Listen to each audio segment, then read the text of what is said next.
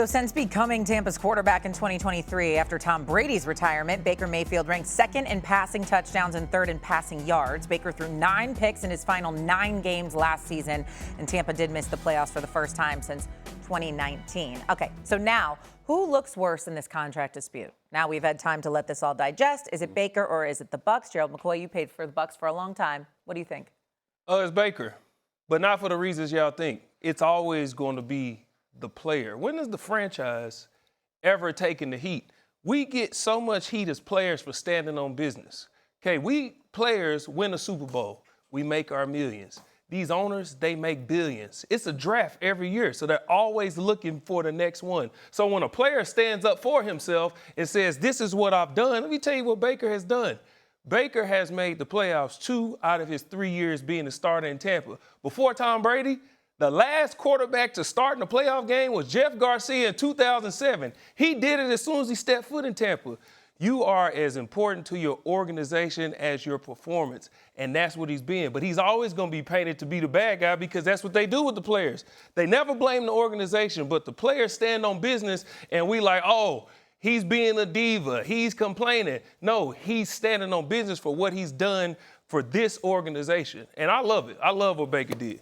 Go ahead. I look at this, and I'm saying Baker, but I think context matters. I think the journey that Baker's been on, he gets to Tampa Bay, and to your point, right away, he deserves to be a franchise quarterback because he got there, he took him to the playoffs, he followed the guy. I think the other side of that is, though, he got a $100 million contract the first time. Now he's outplayed that, so he's underpaid.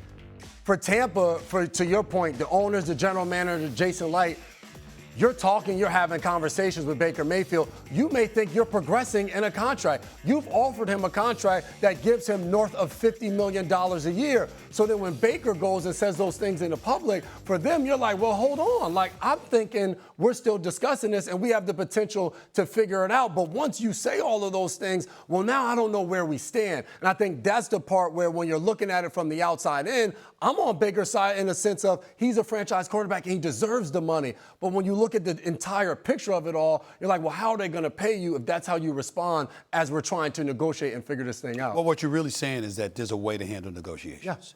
And the fact of the matter is, Gerald, he mishandled it. There's no way around this. The man can play football. We once thought his career was over. Mm-hmm. He proved a whole bunch of people wrong. I want Baker Mayfield to get paid. You do. You do. He deserves it. But let's compartmentalize what that actually means. They offered him a contract for 2 years in excess of $100 million. He had a problem with the guarantees, and the structure, the 2 years or whatever. Okay, why? Because you're coming off an injury.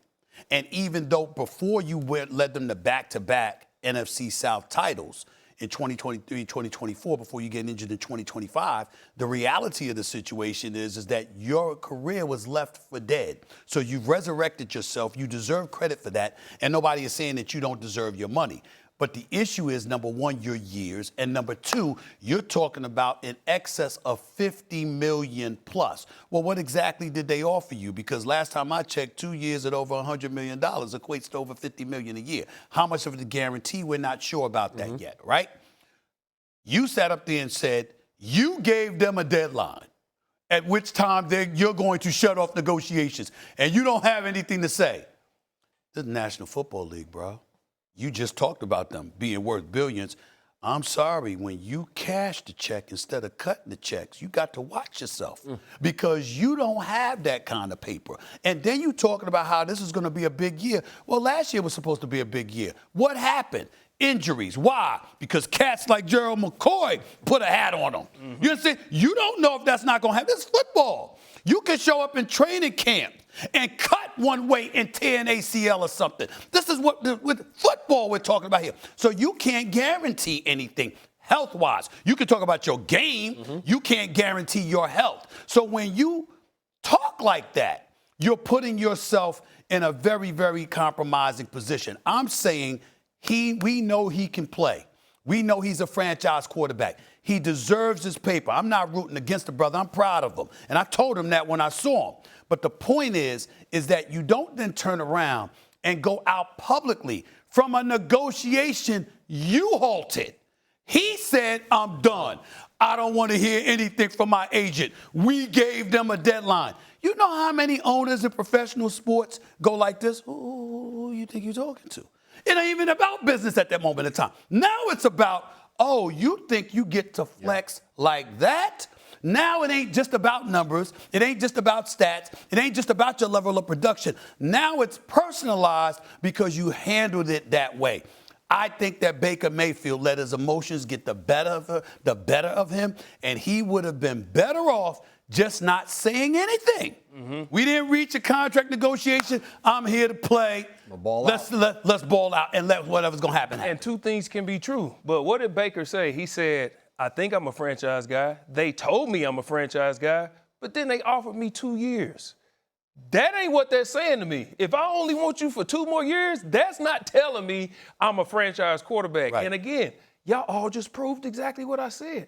Baker looks bad. We talk about the organization. Right. We're not saying this guy is standing on business for what he wanted. He gave them a deadline, but why did he give them a deadline? Because because of what's happening right now. Yes. Yeah. This is going to be a thing all year. We don't want to talk about it. Let's play football. But you still there. And you still looking to negotiate. You might not be able to look to negotiate now, but that's the team you planning on talking to. I'm saying, damn, the relationship ain't severed.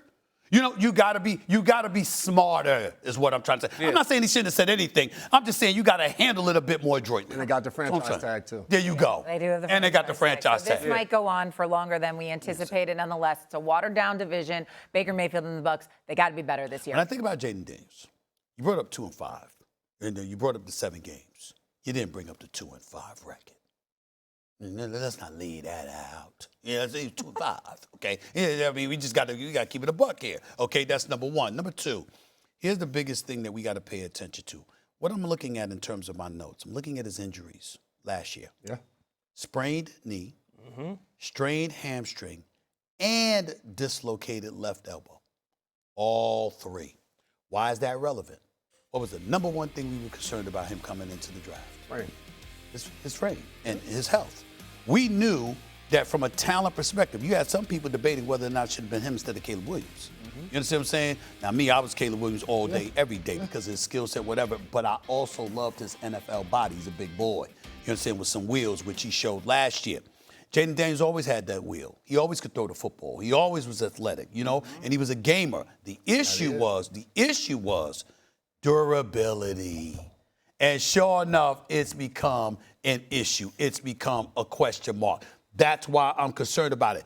Also, keep this in mind. 92.7% of his snaps came from the shotgun under former offensive coordinator Cliff Kingsbury. Now you got this cat, David Blouse, all right, that was you worked with before. He's your new offensive coordinator. He's putting you on the center. You understand? RPOs, that's what he's trying to do. He's trying to make sure that happens, all right? Trying to facilitate more of that coming up, right? Instead of keeping you at the shotgun. That's supposed to be something that's going to protect you, all right? Correct me if I'm wrong. So because of that, again, anything that's going to keep him on the field healthy, I think is going to be an upgrade. But the question is, can the brother stay healthy? Because all it takes is one hit in the NFL, and he's slight of frame. Then we got to look at their defense, which was poor. They were horrible. Cat Sonny Styles was no joke. That's why they were 2-5. I mean, that brother's special. Yeah. That brother's special. Well, now, that wasn't why they were 2-5 now. I mean, they were 2-5 early, and then he got hurt, and then missed the last 10 games. And the defense aided to why they were 2-5. So I appreciate you pointing that out. There you go. Thank you. Sonny Styles, plus you got some veterans that you added to the mix. Yep. We'll see what we see, no doubt, because that brother's a freak. Make no mistake about it. But I'm just saying, to me, everything rides with Jayden. And the hard part is that, again, it's his health. It's not his game. I think he was great his first year. Now, when you say superstardom, I get where you're coming from because you got to do it over a sustained period of time. I appreciate that. But the flip side to it is that some cats been in the league a long time, and we never see that level of greatness that he put forth in year one. So I respect that too. But those injuries, it concerns me. His durability is a concern. Okay, wait, hold on. So where do you think they're going to finish, the third? Commanders? I know. You two think third. What do you think? I think they're starting out third, and it's going to be dependent upon that man, Jayden Daniels. He can propel them beyond third. So that's my question.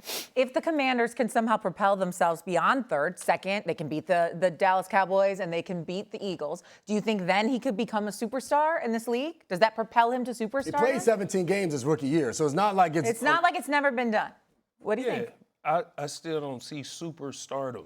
That's it. We give. If they finish first, in their division, he absolutely will be a superstar. The only way they finish first? The only way they finish first is if he is a star. So if they finish first in the division, we're answering my question. He absolutely would be a superstar. I got a question for both of y'all. So you don't want to get up and run around and laugh at him saying they finished first in the division? No, here's what. Well, I could, but that's not funny as Derek Carr in the Super Bowl. That's just not as funny. But I will say this to you. And no disrespect, because Derek Carr could play. I'm not saying he was a scrub now. I'm just saying I ain't never seen the Raiders in my era talk about Super Bowl, not since 2002. And by the way, I'm one of those people that believe John Gruden should get a second chance to be back in the NFL. Yes. I don't think it should be a death sentence. I mean, it was a mistake, no question about it. But damn, we live in a society where we forgive a lot of stuff. Yeah, we do. John Gruden is a football lifer. John Gruden deserves to be in football. Let me just say that. Let me get back to this. Got this question for y'all.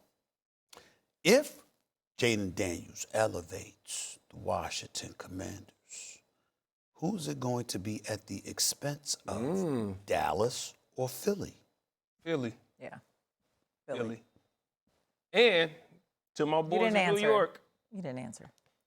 I'll say Philly too. Yeah, Okay. Philly. And to my They're boys the in New favorites. York. Giants look better on paper than the Commanders do. And I think people are sleeping on all of that firepower they got at So the you think Giants. they could finish fourth They then could in the finish NFC? fourth.